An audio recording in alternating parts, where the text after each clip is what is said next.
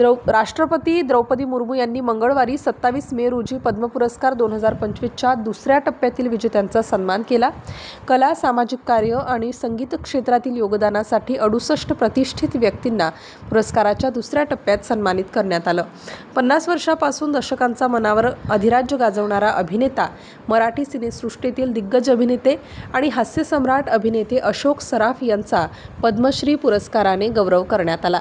ही सर्वांसाठी अभिमानाची गोष्ट ठरली आहे. राष्ट्रपती द्रौपदी मुर्मू यांच्या हस्ते अशोक सराफ यांना पद्मश्री पुरस्कार प्रदान करण्यात आला.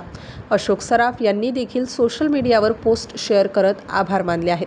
पोस्टमध्ये ते म्हणाले की पद्मश्री हा सन्मान माझ्या जीवनातील एक विशेष क्षण आहे. मी महाराष्ट्र शासनाचे आभार मानतो.